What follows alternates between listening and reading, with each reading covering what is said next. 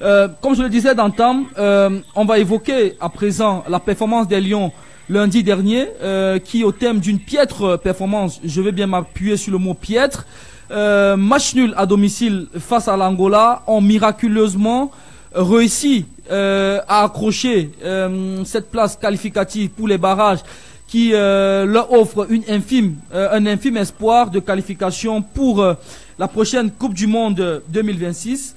Peut-être avant de faire un tour de table, avant de distribuer la parole sur ce sujet-là, on va accueillir un invité. C'était peut-être pas prévu qu'on le reçoive, mais il a tenu à réagir. Habituellement, c'est lui qui occupe le fauteuil que j'occupe depuis 3 semaines. Alain Denis Ikoul, on va faire un torse au conducteur de cette émission. Je vais te permettre, toi, de revenir en 1 minute sur le premier sujet qui a été évoqué, le coup de sang du président de la fédération lors de ce match face à l'Angola dans les tribunes de Fandena. Tu as tenu à réagir parce que, dis-tu, tu as des informations complémentaires que tu aimerais mettre à notre disposition également de ceux qui nous écoutent à la maison. Déjà, bonsoir et merci d'intervenir dans cette émission, Alain Denis. Bonsoir Yvan, pour les membres de ton panel, bonsoir à tous les... Bonsoir Alain Denis. Bonsoir le GOAT.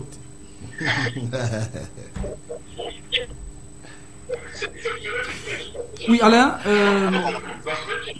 tu as suivi la première partie de cette émission, tu as écouté les avis des uns et des autres sur le sujet. Tu voudrais apporter des compléments d'information à propos? On t'écoute. Oui, alors, on va te prier, Alain, on va te prier de t'éloigner un peu parce qu'il y a un bruit en fond sonore qui malheureusement ne facilite pas qu'on t'écoute de façon distincte. Donc on va te prier soit de baisser le volume, c'est pas de la télé ou de ton poste récepteur à la maison pour qu'on puisse t'écouter de façon fluide. C'est pas chez moi. Alors coach, c'est peut-être du côté de Yaoundé. Coach Kizitou Elundu. Coach? Oui. Oui, s'il te plaît, on va te prier de baisser un petit peu le volume de ton récepteur. C'est pas si c'est la télévision ou alors le poste radio qui malheureusement ne nous permet pas d'écouter Alain Denis de façon fluide avec ce bruit en fond sonore. Merci de réduire le bruit de cet appareil. Alain, oui, on t'écoute. Oui, effectivement, je disais que l'altercation est partie de quelqu'un d'autre dans la tribune qui accompagnait un peu, disons-le comme ça, le président d'Africa Foot dans cette tribune VIP là. Il s'agit bien entendu de M. Serge Tamba, lui-même d'ailleurs a fait une vidéo dans laquelle il a avoué que tout est parti de lui. Vers la fin de la rencontre, alors que les Lions ne réussissaient pas à marquer ce but-là qui devait nous offrir une victoire, il s'est levé et a commencé à critiquer avec véhémence le sélectionneur des Lions pour ses choix qu'il trouvait pas corrects. Il a fait 1 fois, 2 fois en disant, et là je le cite, c'est quoi ce coach qui n'arrive pas à diriger l'équipe et voilà, on n'arrive pas à marquer un but. Il a insisté et immédiatement le président de la fédération s'est levé, lui qui était vers la première rangée, et a dit, alors Serge, tu m'arrêtes ça. Le président s'est assis et lui, Serge, aussi a effectivement obtempéré en arrêtant de parler. Alors quelques 2-3 minutes plus tard, il n'en pouvait plus, il s'est encore levé une fois de plus pour réitérer les mêmes propos en disant encore, mais c'est quoi ce coach qui fait pas de remplacement, on est mené, il ne fait rien, on doit le chasser et tout et tout. Il a aligné beaucoup de mots et par la suite a donc indexé aussi d'autres officiels du ministère des Sports qui étaient aussi assis là en disant que ce sont eux qui ont amené ce coach-là et que tous étaient des incompétents entre guillemets. C'est alors que le président d'Africa Foot se relève encore et lui dit, mais Serge, tu sais de m'arrêter ça, qu'est-ce qui se passe? Il s'est donc arrêté de parler, M. Serge Tamba, et le président aussi s'est assis. C'est alors que dans la même tribune, il y avait d'autres personnalités qui étaient présentes et qui, elles, aussi donc à leur tour, s'en sont prises à M. Tamba d'abord, mais ensuite et surtout au président de la fédération, lui proférant aussi des mots disant que il était quelque part responsable de cette débâcle des Lions indomptables. Alors le président, un peu épidermique, comme on le connaît tous, s'est levé et a commencé à faire et à dire ce qu'on a tous vu dans la vidéo. Je n'aimerais pas répéter les mots qu'on a entendus. Et sincèrement, pour moi, peut-être mon avis, vous avez aussi envie de le connaître. Je pense, et vous l'avez dit à répétition durant toute cette première partie, que Malheureusement, on est en face de quelqu'un qui a de la peine à contrôler ses émotions. Vous avez cité beaucoup de cas, notamment le cas du beurre du côté du Qatar. Ouais. On se souvient encore, alors qu'il était joueur, le cas de M. Bonis Philippe. On se souvient de beaucoup d'autres cas comme ça où l'actuel président de la fédération s'était toujours livré à des spectacles assez nauséeux qui n'honorent pas la fonction présidentielle et qui à chaque fois s'est toujours retrouvé en train de se faire pardonner par les Camerounais qui estimaient que c'était humain, il fallait pouvoir comprendre. Et en fait, l'impression, le sentiment que j'ai aujourd'hui, c'est que malheureusement, à force de pardonner ses errements au niveau de son comportement, à force de toujours dire que non, c'est humain, ça peut arriver, ben, on se retrouve à avoir face à nous un individu qui enchaîne et répète les mêmes attitudes, qui devient une sorte de récidiviste dans ces mauvais comportements, ces comportements maladroits-là, et qui donne aujourd'hui l'image d'un football camerounais qui est dirigé par un président malheureusement bagarreur. Donc, je ne sais pas pourquoi est-ce qu'il faut tourner par mille chemins pour comprendre qu'aujourd'hui, malheureusement, on a en face de nous quelqu'un qui a de la peine à donner du respect à sa propre fonction de président. Alors, peut-être pour vous mettre un peu dans les secrets de ce que nous vivons au quotidien, aujourd'hui, je suis allé à une boulangerie du coin. Immédiatement, lorsque je sors du taxi, il y a une maman de la cinquantaine qui se rapproche de moi et dit « Ah, monsieur, il coule ». D'abord, elle dit « Mais c'est ses condoléances ». Et ensuite, elle enchaîne en disant « Donc, c'est vous qui restez tranquille. On vous paye pour ça ». C'est ce que la dame me dit directement. Alors, si c'était quelqu'un d'émotif et qui contrôle pas ses ajustements, j'aurais pu la bousculer, j'aurais pu lui répondre. Mais j'ai dit merci aux condoléances qu'elle m'a adressées et après j'ai continué mon chemin, je suis entré à la boulangerie, je lui ai plus rien dit. Donc je veux dire qu'à un moment, lorsqu'on devient une personnalité publique, ouais, on doit pouvoir se mettre à la hauteur de ce qu'on représente. On doit savoir que ceux qui nous regardent à gauche et à droite sont quelquefois nous voient comme des modèles de nous, ou alors des haters qui nous considèrent comme une sorte de modèle que nous devons à un moment pouvoir incarner. Et quand nous ne pouvons plus le faire, alors j'ai un peu envie de dire que malheureusement on doit pouvoir changer de métier. Aujourd'hui, moi, et je l'ai souvent dit à beaucoup de personnes, Yvan, toi aussi, et même les autres, Tony, et même tous tes invités sur le panel, sont souvent victimes de nombreuses attaques de beaucoup de compatriotes dans la rue. Mais c'est pas pour autant qu'on va aller se livrer à des bagarres face à des gens qui, face à qui nous devons incarner une sorte de rectitude comportementale. Voilà. Tout à fait, une sorte de rectitude. Donc, moi, sincèrement, je suis un peu embêté, vous comprenez un peu la gêne avec laquelle j'en parle, de me rendre compte que la superstar planétaire dont nous avons tous que nous avons tous adulé pendant des années, qui aujourd'hui est devenu président de la fédération, enchaîne des boutes, répète des comportements un peu maladroits et mal placés pour sa fonction, et qu'on en soit toujours à vouloir trouver des excuses. Non. À un certain moment, il faudra que les Camerounais puissent se lever et dire à M. Eto'o qu'il représente beaucoup pour nous et donc doit pouvoir se mettre un peu à la hauteur des standards de la fonction qu'il incarne. S'il ne peut pas le faire, je suis désolé, qu'il change de métier, qu'il change de fonction. Donc c'est seulement pour moi, pas pour sortir, pour chuter définitivement. Je pense que c'est un comportement maladroit. Oui, je peux comprendre qu'il a été peut-être blessé dans son orgueil. Mais la star, c'est lui. Celui qui a à perdre, c'est lui. La preuve, c'est qu'aujourd'hui, est-ce qu'on parle de celui qui l'a attaqué, entre guillemets? Non. On parle seulement de celui qui a répondu. Et qui est-ce qui a répondu? C'est Samuel Eto'o, c'est le président de la fédération. Et c'est l'image du football camerounais, malheureusement, qui se retrouve comme ça, écorné, malheureusement. Voilà, merci Alain Denis pour ton avis sur cette question et surtout pour ces compléments d'information qui vont peut-être permettre aux uns et aux autres d'évoluer sur leur position ou pas. Mais puisqu'on a la possibilité de t'avoir au téléphone, si tu le permets, on va te garder pour la suite des échanges. On va évoquer à présent la piètre performance des Lions lundi dernier au terme de ce match nul face à l'Angola. Un match qui était pourtant importantissime pour les Lions parce qu'en cas de contre-performance de l'autre côté du Cap-Vert, les Lions, s'ils remportaient cette rencontre à domicile, pouvaient se qualifier directement. Mais malheureusement, ils n'auront pas pu, durant toute la rencontre, trouver ce but-là qui leur aurait permis de maintenir le suspense dans cette poule-là. Messieurs, la première question que j'ai envie de vous poser comme ça, de but en blanc, je commence peut-être par toi, Tony.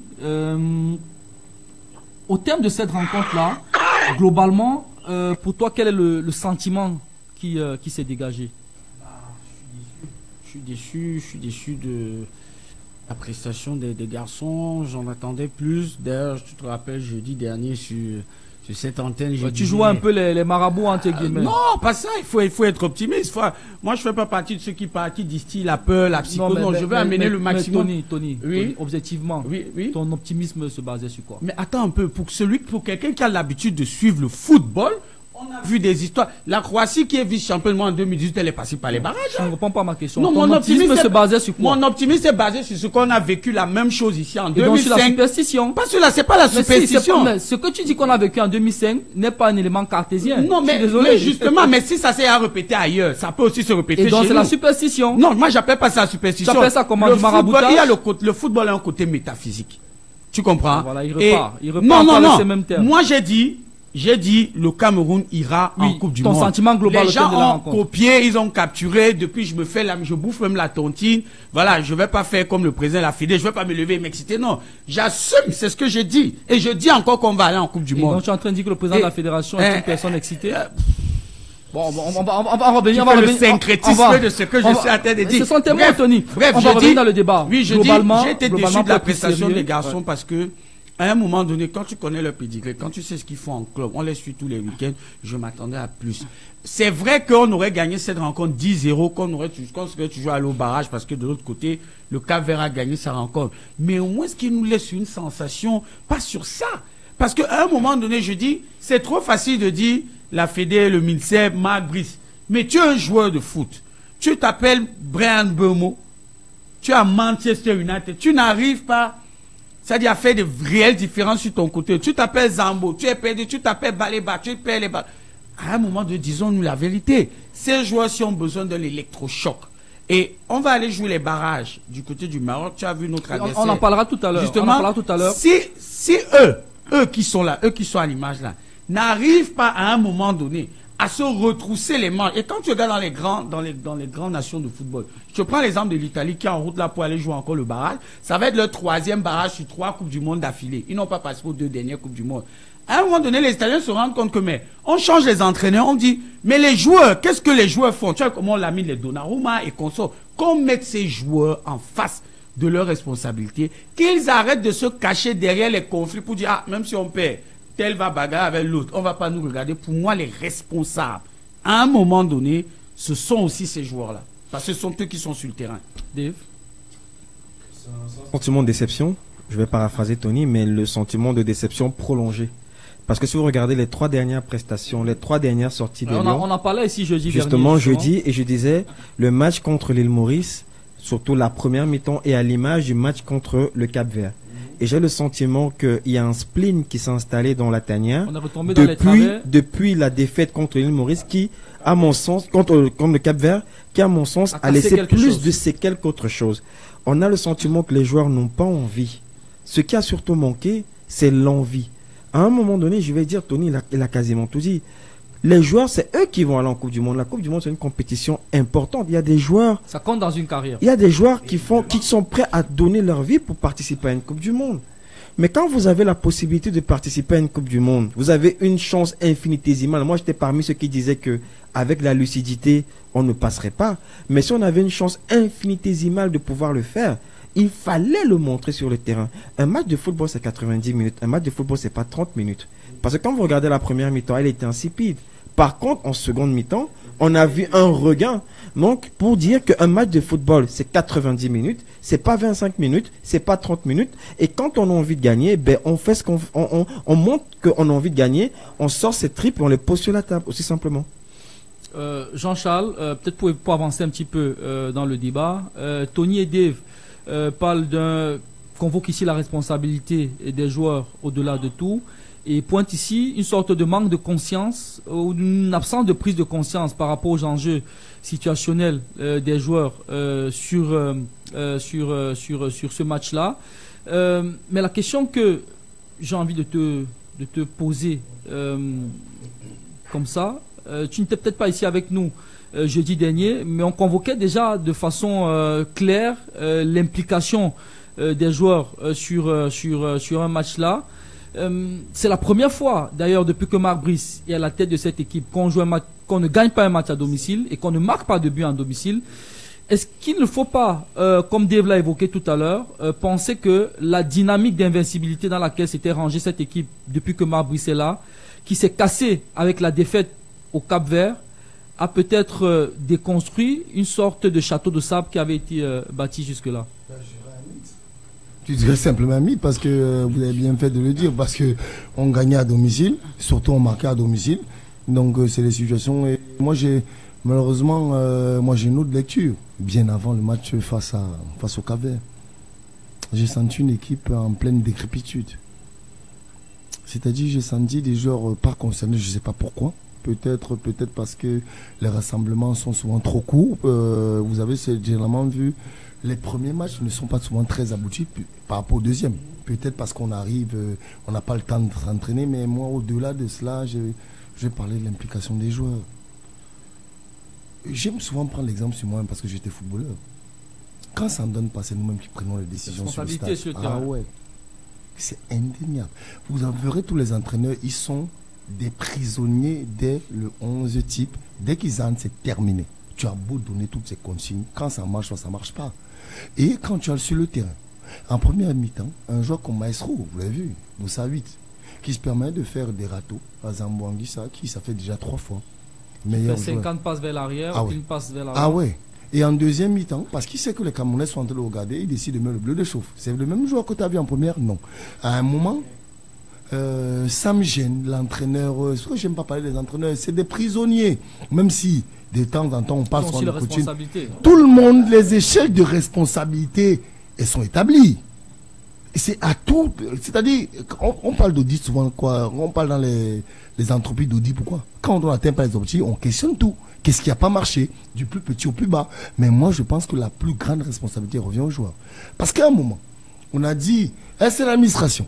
Ils n'ont pas ceci, ils ne voyagent pas à temps, ils ne prennent pas l'avion à temps, ils ne dorment pas bien, ils ne mangent pas bien, Kylian dit va bien manger, bien dormir. Mais quand tu as vu le match face à l'Angola, je veux que tu cites les joueurs camerounais qui étaient sur le terrain. À un moment, je n'ai pas senti de la volonté. C'est vrai que certains me disent que le fighting ne fait pas gagner un match, mais je crois qu'à un moment, oui, le Camerounais que je suis... compte. La dimension psychologique, je pense qu'elle aurait compté plus que tout. On est à Fandena. Quel symbole. On est chez nous. On est en vie. Certes, il a dit tout à l'heure que lui, il ne sait pas forcément l'heureux de se qualifier directement, mais donne une image. Renvoie quelque chose aux supporters. Mais on n'a rien vu en première. Et en deuxième, malheureusement, tu tombes sur un gardien qui s'est levé du bon pied. Parce qu'il faut comme le dire, il a un état de grâce. Parce qu'on peut marquer 2-3 buts. 3-4 situations. Ah oui, on peut marquer 2-3 buts, que c'est pas un problème. Mais moi, ce qui me gêne au-delà de tout, c'est qu'après qu'on ait trouvé, vous vous rappelez, en première, en seconde, on parlait souvent des causes lointaines. Vous voyez qu'on n'est pas en train de questionner la performance des joueurs dans ce match en lui-même. On est en train de dire, rappelez-vous, Eswatini, non. Le Cap-Vert est devant. Le Cap-Vert est sur certaines dynamiques, c'est vrai, parce que vous regardez la dynamique du Cap-Vert, le Cap-Vert mené 3-1. Face à la Libye, ils reviennent à 3-3.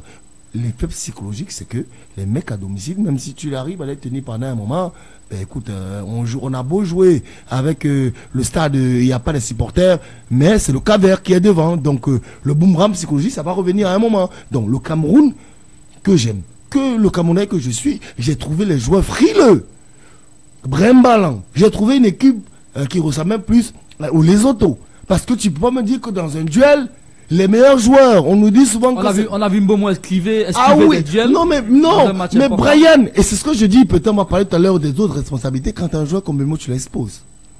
Je pense que le fait d'avoir mis Memo au banc, face à l'île Maurice, c'était bien.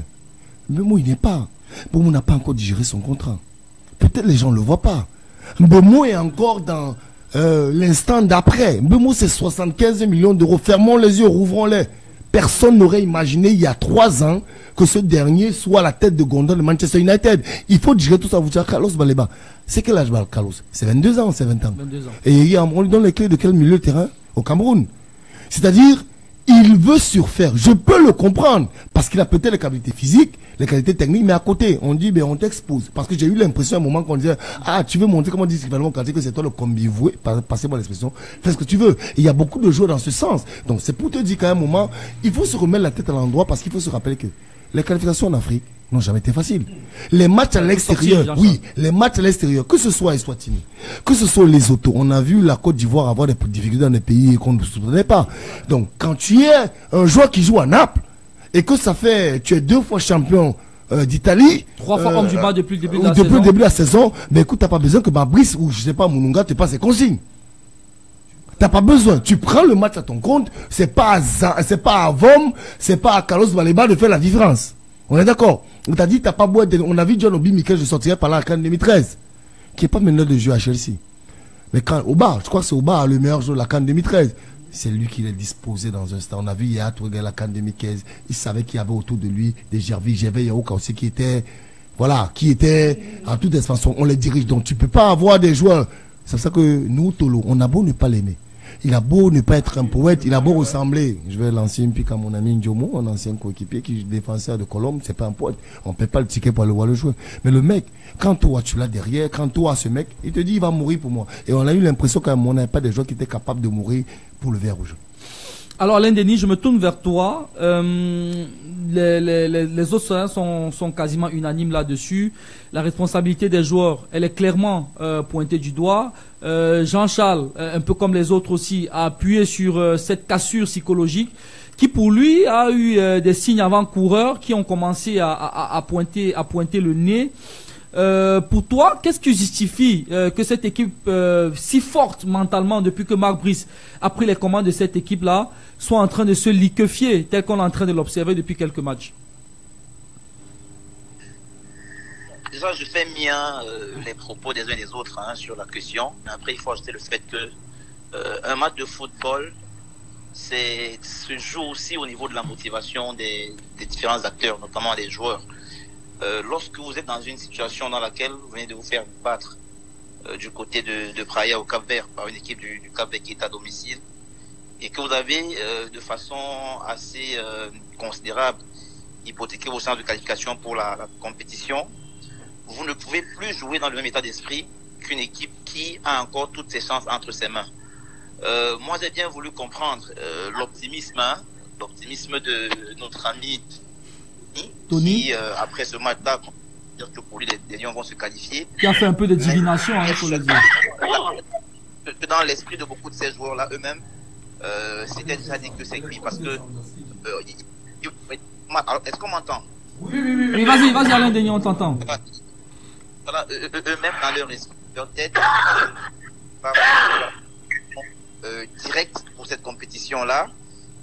Et donc, je pense pas qu'ils sentaient encore en eux l'obligation d'aller chercher très loin au fond de leur trip pour essayer de faire la différence face à une équipe d'Angola qui, elle... Oui, Alain, peut-être pour te relancer, je comprends très bien le sens de ton argumentaire, sauf que ce relâchement que tu évoques, qui est, selon ta logique, devrait intervenir après la défaite au Cap-Vert. On a commencé déjà à le sentir, ce découragement-là, ce manque d'implication-là, sur le match à Praia, qui était pourtant le match de notre survie pour une qualification directe dans ce mondial. Comment est-ce qu'on explique ça?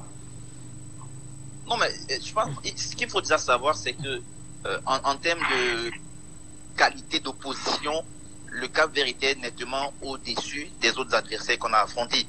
Quand vous voyez la facilité avec laquelle les attaquants capverdiens réussissent à travailler en transition offensive, vous comprenez que c'est un adversaire qui était beaucoup plus au-dessus que des autres qu'on a affrontés.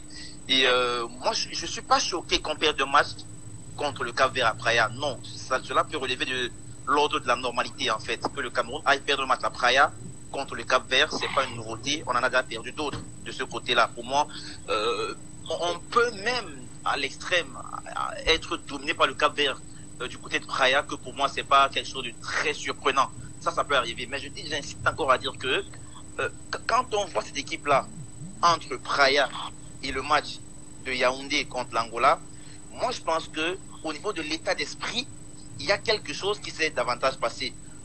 Autant j'ai l'impression qu'on a été un peu dépassé quelque part par les Cap-Verdiens à Praia d'un point de vue même tactique, il faut se le dire. Autant j'ai plus eu l'impression lors des 2 derniers matchs que les garçons, malheureusement, c'est dans la tête qu'ils ont pris un coup et non plus véritablement sentir la nécessité d'aller s'exploser eux-mêmes dans leur trip pour aller chercher cette victoire-là face à cette équipe de l'Angola, ici à Yaoundé. je vais encore me répéter en lui disant, quand tu abordes un match contre l'Angola et Yaoundé, sachant que tu n'as plus de chance entre tes mains, et que tu as ton concurrent direct, le Cap-Vert, qui affronte dans le même temps l'équipe qui est supposée être la plus faible du groupe, pratiquement les Swatini, ou alors l'une des plus faibles du groupe, les Swatini, et que le Cap-Vert est à domicile, on va nous dire qu'il faut faire le job d'abord toi-même à la maison. Oui, c'est la moindre des choses. Mais en termes de motivation, pour des garçons qui sont appelés à jouer le week-end d'après en Premier League, en Série A et dans les plus grands championnats à travers le monde, je pense pas qu'ils puissent avoir, qu'ils aient eu, suffisamment d'éléments de motivation dans leur tête pour aller vraiment se défoncer. Et ça, sur le terrain, on a vu des garçons qui étaient un peu, j'ai envie de dire, désinvoltes, pas très généreux dans les efforts. Ouais, pour chuter Alain. Heureusement, c'est la raison pour laquelle d'ailleurs j'ai eu de la peine à comprendre ce débat-là sur ce match qui consiste à dire que la faute c'est Marc Brice, c'est Monsieur Eto'o, machin. Non, c'est pas eux le problème. C'est pas eux le. Et je crois que Jean l'a dit tout à l'heure. Ces mecs-là, on s'est plaint pendant beaucoup de semaines en disant que ils n'ont pas ceci, ils n'ont pas une bonne préparation, ils n'ont pas bien mangé, ils sont pas bien logés, ils sont pas bien transportés. Mais là, je suis en train de me demander qu'est-ce qu'ils ont manqué. De rien du tout. Et donc, quand tu essaies d'aligner les éléments les uns après les autres, la conclusion pour moi elle est simple, c'est que les garçons au niveau de la motivation, ils n'y étaient plus malheureusement. Ils ont fait le deuil d'une qualification directe en Coupe du Monde depuis la défaite contre le Cap-Vert malheureusement, et donc ils n'ont plus senti en eux-mêmes au fond de la nécessité ou l'urgence d'aller se défoncer pour aller gagner ce match à Yaoundé. Et à cela, on pourra ajouter autre chose. Et je vais sortir par là certainement. Quand vous jouez dans un Fandena au lendemain d'une élection présidentielle où le public ne répond pas présent forcément, le stade n'est pas plein, même pas à 50%, et que à côté, au niveau de votre état d'esprit, vous vous dites qu'en Fandena, ça peut être dur, mais ça va toujours passer comme d'habitude. Quand vous allez tous ces éléments-là, vous vous dites que les garçons, malheureusement, n'ont pas voulu aller chercher trop loin parce que jusqu'à la dernière seconde, ils avaient toujours l'impression dans leur tête que même sans faire beaucoup d'efforts, ça pouvait passer parce qu'en Fandena, ils ne perdent jamais et ils gagnent toujours, malheureusement. Alors, coach Kizito Elundu, vous le savez mieux que nous, hein, que dans le sport de très haut niveau, le facteur psychologique est un des éléments cardinaux de la performance en sport. Depuis 1 an et demi que Marc Brice a pris cette équipe-là, une des identités remarquables qui se dégageait clairement de cette équipe-là, c'était sa capacité de résilience, sa force mentale, cette dimension psychologique justement. Pour vous qui êtes entraîneur de football, comment est-ce qu'on peut expliquer qu'une équipe qui est restée sur 13 matchs consécutifs sans la moindre défaite, avec tout ce qu'on connaît comme facteur limitant à la performance, se soit décomposée aussi facilement en quelques semaines? Alors, Yvan, je voudrais dire d'emblée que si on prend le problème sous cet angle, comme j'ai suivi les différents intervenants, ça veut dire qu'on n'aurait rien compris et on va continuer ce qu'on ne devrait rien attendre des barrages qui arrivent le mois prochain. Il faut comprendre une chose, la psychologie que vous avez convoquée ici, qui est un des rudiments, le rudiment qui caractérise plus l'athlète, fait partie des 6 facteurs de performance que clôture le football. Et je vais vous dire que à l'équipe nationale, il y a 2 facteurs de performance qui, à mon avis, ont créé cette rupture entre les joueurs et leur ambition. Donc le facteur socio-professionnel, donc l'environnement. Alors coach, coach. Oui, je vous coupe pas, mais on a toujours l'impression qu'il y a un bruit en fond sonore qui ne nous permet pas de vous écouter de façon distincte. Si vous pouvez vous éloigner un petit peu, ça serait agréable pour tout le monde. Je n'ai pas un bruit, sauf si c'est le réseau, j'ai pas un bruit autour de moi, il n'y a rien du tout de... Allez-y. Peut-être qu'il faudrait que je change. De pièce. Et j'étais disant que dans ces facteurs de performance-là, il y a eu l'absence du facteur socio-professionnel qui est l'environnement, et puis le facteur dynamique qui est la récupération. Parce que qui est la résultante de la quantification de l'effort. C'est les joueurs, j'ai eu l'occasion de discuter avec 3 joueurs de l'équipe nationale. Excusez de peu, je ne pourrais pas donner leur nom. On vous comprend, coach. Alors, qui m'ont signifié... Pardon? Il dit c'est pas grave, si vous pouvez pas donner des noms, on peut vous comprendre. Non, je peux pas exposer les gamins, je peux pas exposer les gamins. Vous connaissez bien notre environnement. Allez-y, coach. Et qui m'ont témoigné, qui m'ont dit, coach, c'est trop de mépris envers nous. Ils nous souviennent que les joueurs ont fait une sortie, étant au Hilton, où ils ont présenté certaines doléances et qui sont restés complètement non écoutés. Et ils m'ont dit, moi je voudrais vous dire que c'est par miracle que nous sommes au barrage. Il faut les tirer. Parce que l'Angola a eu 3 montants. Ils ont eu 2 ou 3 transversales avec un poteau. Ouais. Ils auraient pu, donc le point qui nous met au barrage aujourd'hui, on aurait pu le perdre. Parce que si l'Angola venait à nous gagner ici, on ne serait pas au barrage aujourd'hui. C'est pour ça que je dis, c'est par miracle que nous sommes à ces barrages-là. Donc, c'est simplement pour dire que les joueurs, il y en a certainement parmi vos invités du soir qui ont joué un peu au foot et qui savent que lorsque le joueur se sent négligé, il n'a pas le maxi pour pouvoir donner tout ce qu'il peut avoir dans sa réserve. Et ces joueurs ont l'impression, quelqu'un a convoqué tout à l'heure, que la Coupe du Monde c'est pour des joueurs. Et c'est que j'ai eu à échanger avec l'un d'eux qui m'ont dit, mais comme nous sommes au courant que on va se qualifier pour la Coupe du Monde, non seulement notre entraîneur ne sera jamais là, et puis beaucoup d'entre nous ne seront pas là. Nous sommes déjà au courant avant. En prenant l'exemple que Ngandé qui nous a qualifiés à Blida, parce qu'il faut tenir compte de la déviation de Ngandé. Coach, ce sont des révélations quand même, quand même assez fortes là que vous faites. On a vu comment ce qui lui a été réservé pour la Coupe du Monde. Là où il était l'un des auteurs de la qualification à Blida. Et je dois vous dire que les garçons savent aujourd'hui, ils sont, j'ai envie de dire, ils sont de plus en plus persuadés que leur avenir est dans leur club. Vous savez, quand Zambouangui s'assort meilleur l'homme du match au championnat italien, vous savez ce qu'il engrange? Mais ils sont allés jusqu'à me dire que coach, peut-être qu'on pense que ce que nous venons, ce qu'on nous donne à l'équipe nationale, que c'est ça qui constitue notre avenir.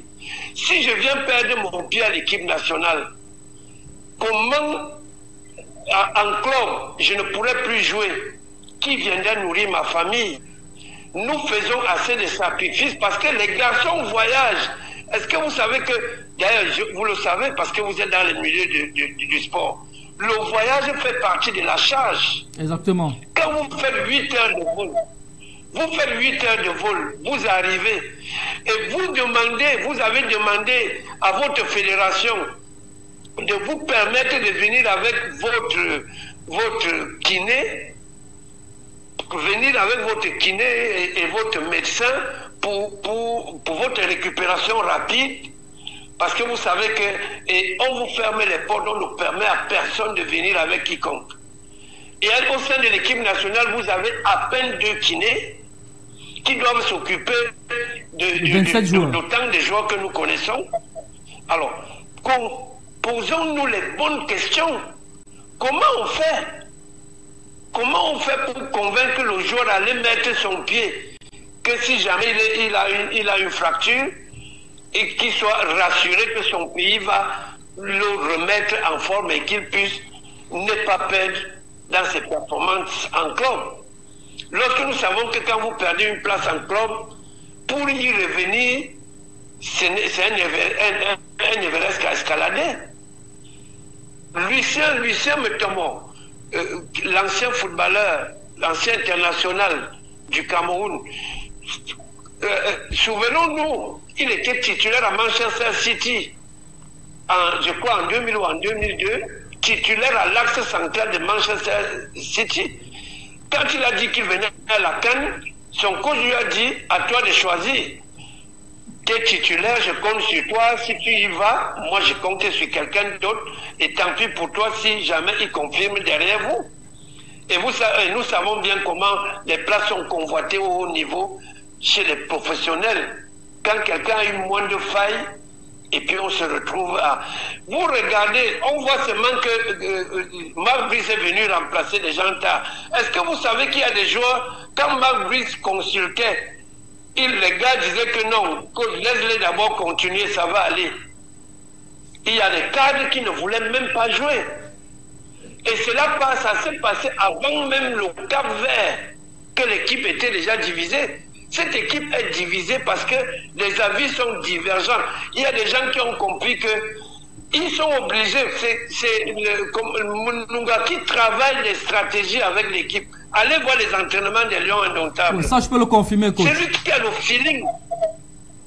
C'est lui qui a le feeling, c'est lui qui a le dialogue direct avec des joueurs. C'est lui qui a la mesure au niveau de l'indice de compétitivité et qui oriente les garçons dans le sens du développement du jeu. C'est-à-dire que la philosophie de Marc Brice est portée par le logiciel, son logiciel Mununga.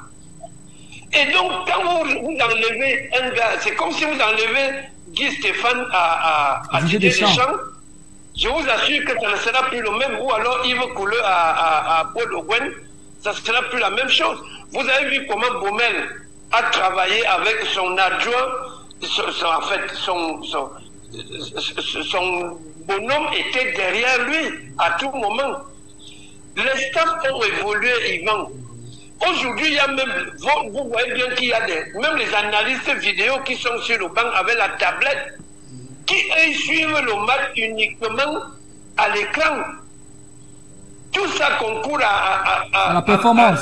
À magasiner le maximum d'arguments pour réajuster, pour permettre au coach qui doit gérer l'actif de pouvoir corriger un certain nombre de choses. Ça a été mentionné par les statistiques. Kameni et Manouvrier ont fait, depuis que les Lions jouent avec Mununga à la tribune, ils ont fait 86 tours. 86 tours pour aller consulter Mununga et revenir au banc et pour transmettre à Marc Brice. Ça veut simplement dire que Marc Brice compte énormément sur son logiciel. Moi, je suis entraîneur de football. Je ne peux pas, j'ai de la peine à juger Marc Brice parce qu'il n'a pas tous ses arguments. Aujourd'hui, c'est le team coaching. Il a dit, lorsqu'il est arrivé au Cameroun pour son contrat, il a dit, je viens avec mon assistant qui doit être là. Qu'on lui donne tous ses arguments, c'est là où nous serons donc mieux placés pour le juger par rapport à ça. Donc, aujourd'hui, cette équipe, si nous n'arrivons pas à arranger ce qu'il y a aujourd'hui, le constat qui est fait, nous partirons, nous irons au barrage pour la balade. Et j'ai eu l'occasion de discuter un peu avec Sébastien Desac. Pouchité, coach. Notre complicité commence quand il entraînait Coton ici. Ouais. Moi, j'entraînais le Canon. On a eu à jouer en échange pendant le championnat, qui a voulu d'ailleurs m'avait proposé le projet pour la Tunisie, qu'on y aille. On a gardé le contact. Et je vous assure qui est aujourd'hui l'entraîneur de la RDC, il y a des intentions de pouvoir nous toucher sérieusement. Et si nous ne rectifions pas le tir pour mettre en place ce qui devrait a priori accompagner une équipe professionnelle, nous allons simplement déshabiller Pierre pour habiller Paul et nous retrouver dans les mêmes pleurs. C'est le peuple qui prend le coup, c'est les amoureux du football. Malheureusement, ceux qui sont des acteurs aujourd'hui, cela leur en dit moins, mais nous pensons quand même que quelque chose devrait être fait avant les barrages qui arrivent. Merci coach.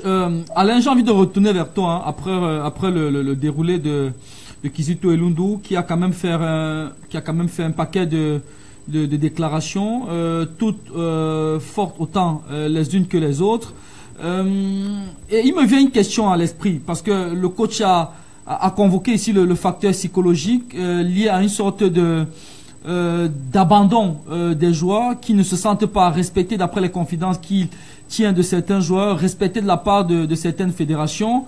Il y a eu un certain nombre de péripéties au fort de la crise entre le ministère et la fédération, Marc Brice et la fédération, qui étaient de nature à phagocyter un peu les performances de l'équipe. Les joueurs, entre ces différentes péripéties-là, ont émis des vœux, ont émis une demande. La fédération jusqu'ici est restée muette par rapport à cette volonté des joueurs-là.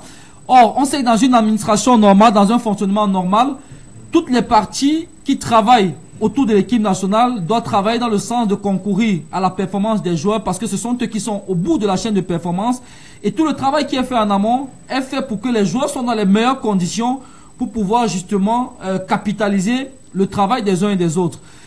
Est-ce que pour toi, à travers ce que Kizito Elundu vient de dire, on n'a pas l'impression que les joueurs sont définitivement convaincus, comme beaucoup de personnes qui sont convaincues depuis un certain nombre de temps, que la fédération, malheureusement, on regrette de le dire, finalement, joue contre les intérêts de l'équipe nationale et que ça ne vaut plus la peine de se battre? Oui, mais je pense qu'on l'a déjà abordé une dizaine de fois, l'émission Le 11 en 30, même dans le cadre d'autres émissions sur la scène médiatique nationale. Aujourd'hui, on a tous vu ce qui s'est passé lors de ces qualifications-là et on a vu les Lions à un moment demander à avoir l'assistant de leur coach sur le banc de touche. On a vu la fédération rester campée sur sa position qui consistait à dire que non, Mononga ne sera jamais sur ce banc de touche-là. On s'est longtemps posé la question de savoir quel est l'objectif recherché par la fédération lorsqu'elle prive l'entraîneur de son assistant, malgré qu'il ait demandé à l'avoir à plusieurs reprises. On n'a pas eu de réponse jusqu'aujourd'hui. Et je pense que le schéma, il est clair. Le coach l'a dit tout à l'heure, et c'est davantage clair encore lorsqu'on voit les événements qui sont déroulés encore lors de ce dernier match contre l'équipe de l'Angola. Aujourd'hui, au Cameroun, il y a malheureusement deux équipes au sein de l'équipe nationale du Cameroun, malheureusement. Il y a l'équipe d'abord de la FECAFOOT menée par M. Eto'o et tout son état-major qui, eux, ont pour objectif de s'aborder le travail de Marc Brice, de mettre les Lions en difficulté. Et il y a de l'autre côté l'équipe menée par Marc Brice qui, lui, essaye de donner une chance au Cameroun et aux Lions de pouvoir des matchs et de pouvoir avancer dans les différentes compétitions auxquelles ils participent. Et lorsque vous avez dans une même équipe, deux équipes, l'une jouant contre les intérêts de l'autre, évidemment, ça vous met dans une posture de contre-performance. Et je pense que c'est ce qu'on a vu durant toutes ces éliminations-là. Comment est-ce qu'on peut expliquer que la fédération qui devrait profiter en priorité les victoires de l'équipe nationale prive son équipe nationale d'équipement un jour d'entraînement? Comment est-ce qu'on peut expliquer que la fédération s'arrange à faire voyager l'équipe nationale dans des conditions carrément exécrables à chaque fois qu'elle doit se déplacer hors du pays? Comment est-ce qu'on peut expliquer que la fédération prive l'entraîneur de son assistant principal, c'est-à-dire celui avec lequel l'entraîneur travaille au quotidien, celui avec qui il est dans la stratégie? Comment est-ce qu'on peut expliquer cela si ce n'est une forme de déclaration d'adversité contre les intérêts de l'équipe nationale? Donc, non, le tout à l'heure, et ça c'est connu de tous les la fédération qui s'est arrangée à saboter le travail de Marc Brice, à instrumentaliser un certain nombre de personnes autour de l'équipe nationale pour essayer de pourrir l'atmosphère dans cette équipe-là, à instrumentaliser même la presse, il faut le dire aussi, parce que quand on voit certains articles réalisés par certains de nos confrères, quand on essaie de les confronter, ces articles-là, à la réalité, l'impression qu'on a, c'est que, en fait, ce qui est écrit dans ces articles carrément lunaire. Quand on vous dit qu'un gars aujourd'hui a raconté que, voilà, en fait, c'est du Congo, ça, sincèrement. Quand on dit qu'un gars a dit que c'est un autre joueur qui avait comploté pour qu'il ne soit pas en Coupe du Monde, Alors que nous, qui sommes pros de ces joueurs-là, savons qu'entre Ngadeu et ce joueur-là, il n'y a aucun problème. Il y a plutôt une ambiance, une entente plutôt assez cordiale. Et qu'on se rende aussi à l'évidence que malheureusement, cette manipulation-là est orchestrée par certaines personnes mises par la fédération au sein de la dernière, clairement, les choses sont visibles même aux yeux de l'aveugle, que malheureusement on a aujourd'hui au Cameroun une fédération qui s'arrange à jouer contre les intérêts de l'équipe nationale. Et effectivement, le coach encore dit tout à l'heure, les joueurs ne sont pas respectés. Oui, les joueurs ne sont pas respectés. Parce que lorsqu'ils s'arrêtent un soir, tous au Hilton, s'asseyent, appellent les médias et disent, s'il vous plaît, essayez de vous entendre, essayez de vous accorder. Nous avons besoin de travailler dans de bonnes conditions pour aller en Coupe du Monde. Et pour cela, il faudrait que l'assistant du coach soit ramené sur le banc de touche. Et que la fédération qui est censée préserver les intérêts de l'équipe et même des joueurs, s'arrange à s'entêter à ne pas obéir à cette doléance-là des joueurs.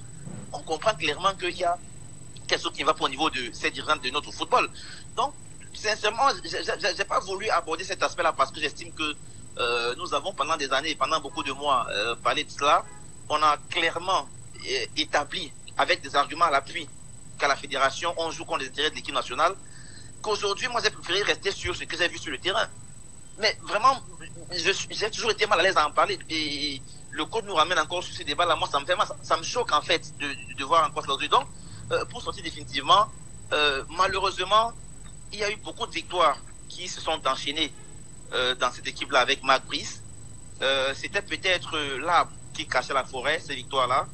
Aujourd'hui, où il n'y a pas de victoire, alors il y a une défaite et un match nul par la suite contre l'équipe de l'Angola.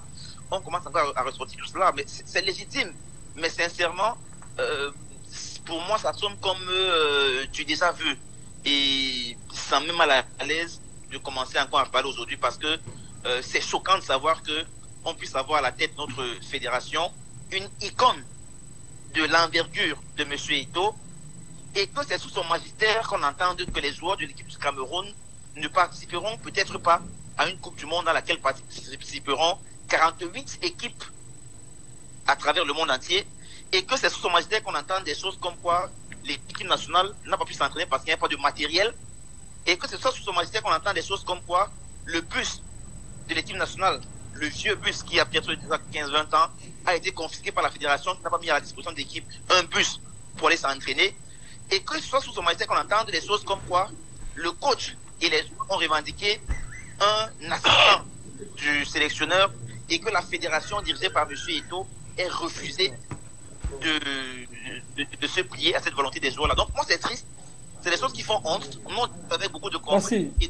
disent que mais au Cameroun tout le monde est fou et malheureusement c'est ce dans quoi on est aujourd'hui et on est au regret de se rendre compte que c'est sous le magistère d'une icône incontestée et incontestable que tout cela se déroule aujourd'hui dans notre football. Merci Alain. Malheureusement, on est pris par des contraintes de temps. On ne pourra pas aller au bout de tous les sujets qui étaient prévus à l'ordre du jour de cette émission du 11 en 30. Vraiment? Oui, coach. Ouais, donne-moi une minute pour dire que faire remarquer. Vraiment en une minute, coach. Vraiment en une minute. La première fois qu'un joueur est appelé pour sa première sélection à l'équipe nationale, il arrive, il est titulaire pendant 2 matchs. Vous avez vu le jeune Etaillon? C'est quand on livre un jeune comme ça, vous comprenez bien que le mal est assez profond. Magbi c'est clair dans sa logique. Aboubakar Vincent est le meilleur buteur de son groupe et depuis qu'il est là. Et il connaît, c'est toujours les médias qui ont alimenté la polémique inutile avec des vieux qui doivent céder la place aux jeunes. Et c'est pour ça que je vous dis, si nous, aujourd'hui, nous sommes en train de montrer, comme vous suivez le doigt que nous sommes en train de montrer dans votre émission, mais que les gens, on leur montre la lune qui ne suivent pas la justice, c'est limite au niveau du doigt. D'accord, merci coach. Vraiment, je vais permettre à chacun de réagir en 30 secondes, vraiment 30 secondes. Je sais que vous êtes des maîtres des envolées lyriques, surtout Tony et Jean-Charles. Mais vraiment, vous allez vous faire violence de réagir en 30 secondes sur la dernière question que je vais évoquer. On a écouté le coach, on a écouté... La dernière question, on réagit même pas à ce qu'ils ont dit. Non. C'est quand même fort là. Non. Ah, c'est ok. moi qui modère encore. Oui, je sais. Le week-end, la semaine prochaine, je vais te céder mon fauteuil, je vais prendre le Non, tien. non, j'ai pas Et tu poseras les questions à qui tu j'ai veux et pas tu le leur donneras le pédigré. temps. J'ai vraiment Non, pas tu le en as pédigré. plus que ça. La question que je vais poser pour qu'on sorte de cette émission, on a entendu le coach, on a entendu Alain Denis. On a quelque part été replongé dans les démons du début de la collaboration entre Marc Brice et la Fédération camerounaise de football. Et moi, personnellement, le sentiment qui se dégage, d'après les péripéties depuis le début de leur aventure conjointe, c'est qu'on a le sentiment, d'un côté, étant donné le fait, on ne va pas se mentir ici, la fédération n'a jamais adoubé Marc Brice. On a l'impression qu'on a une fédération qui était dans la logique de comment fragiliser Marc Brice pour il ait de mauvais résultats et on ait un argument pour le mettre de côté. Et à côté, quand même, on réussit à se qualifier pour la Coupe du Monde. Est-ce que finalement, aujourd'hui, on ne se retrouve pas prisonnier de charge? Comment pas toi, Jean-Charles? Beaucoup de morpho-syntaxe et l'alignement des mots, c'est ce que j'ai beaucoup maîtrisé. Ah oui. Donc, il y a c'est pas les mots justes. Ah oui, parce que tu fais le choix de dire la fédération. Enfin, je disais non, c'est pas vrai. C'est moi qui pose les questions. Ah ici. non, mais sauf que Jean-Charles, Jean-Charles, on peut prendre les auditeurs à témoin. Oui. La semaine prochaine, Oui. je te cède mon fauteuil. Ouais, je prends le tien. Je prends les Et tu me poseras les questions que tu voudras. Oui, mais au moins pour aujourd'hui, Ok. respecte le fait que c'est moi qui pose les questions. Oui, malheureusement. Et si tu utilises tes 30 secondes pour faire ce que tu fais, malheureusement, tu n'auras pas 30 secondes pour réagir. Voilà. J'en tiens.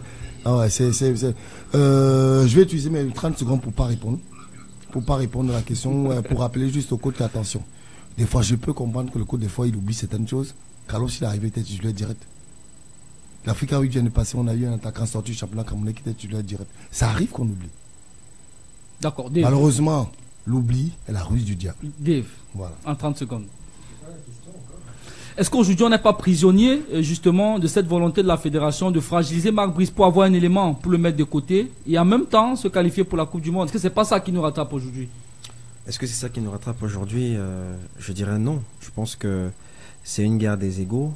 Je pense que on n'a pas su mettre l'intérêt supérieur de la nation. C'est là on tire uniquement sur la fédération. Qui n'a pas su mettre l'intérêt supérieur? Alors tous les protagonistes autour de la gestion du football, c'est-à-dire que ce soit le ministère d'un côté, que ce soit la fédération de l'autre, parce que quand on parle de bataille ou de bagarre, il faut qu'il y ait deux personnes qui bagarrent. Tout à fait. On peut pas dire qu'une personne bagarre, tu Tout à vois. fait. Effectivement, moi j'ai beaucoup de choses sur le cœur au niveau de la fédération, parce que je me dis c'est peut-être de son côté qu'il fallait qu'il y ait un peu plus de concessions.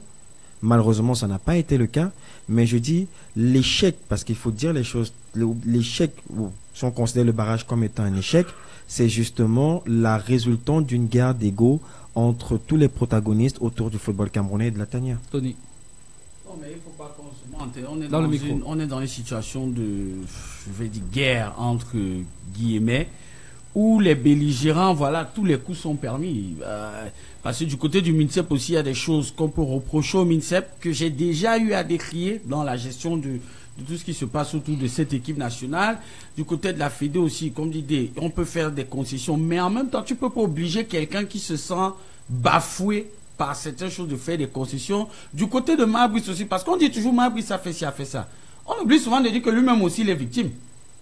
C'est aussi ça qu'il faut dire. Il y a des situations, lui-même il est victime. Parfois, ses réactions sont en réponse par rapport à certaines choses. Et comme qu'on ne se mente pas, on a l'habitude de dire, quand les éléphants bagarrent, ce sont les herbes qui souffrent. Et dans le cas d'espèces, malheureusement, les herbes, ce sont les joueurs et les plus bas que terre, là, c'est nous les supporters, parce que quand les résultats ne suivent pas, et puis tu permets en 2 secondes, on a l'habitude de dire que si le Cameroun ne se qualifie pas, c'est la Fédé qui perd. Rien que cet argument me donne envie de dire à la Fédé que des fois, elle pourrait faire des concessions. Elle doit faire des concessions. Et que le MINSEP sache aussi que être absent d'une Coupe du Monde, c'est au-delà du sport. C'est-à-dire notre image, même sur le plan géopolitique et géostratégique, va en prendre un coup. Voilà donc qui a dit, messieurs. Malheureusement, on n'aura pas pu éplucher le dernier sujet liées à la gestion du capitanat dans cette équipe, qui est jeudi, on va faire peut-être un des problèmes que rencontre cette équipe actuellement. On pourra peut-être revenir là-dessus la semaine prochaine si le fil des actualités nous le permettent. Donc, messieurs, merci Dave d'être venu. Toujours un plaisir. Merci Jean-Charles, c'était la première avec moi. Je pense que ce ne sera pas la dernière. Il va revenir. Il faut que je revienne. Tony. Non, c'est vrai, on a passé un bon moment avec le coach en ligne et Alain Denis qui nous a fait une petite pige par ici. C'était très bien. Merci Alain Denis d'avoir fait une intrusion heureuse dans cette émission. On a une grosse pensée pour toi qui, on va le rappeler, est à pleurer actuellement par le décès de ta maman. On te réitère nos sincères condoléances une fois de plus. Merci Yvan, merci à tous. Coach Kizito Lundo, merci d'avoir accepté notre invitation. C'est un plaisir partagé, Yvan, et bien de choses à tout le monde. Voilà donc. Merci à tous, merci à 5 millions d'auditeurs, internautes et télé-internautes qui nous ont suivis pendant ces quelques 1h30 d'échange. Disson Konota à la réalisation et la mise en onde de cette émission. Ciao, ciao, bye bye, à jeudi prochain. À événement exceptionnel.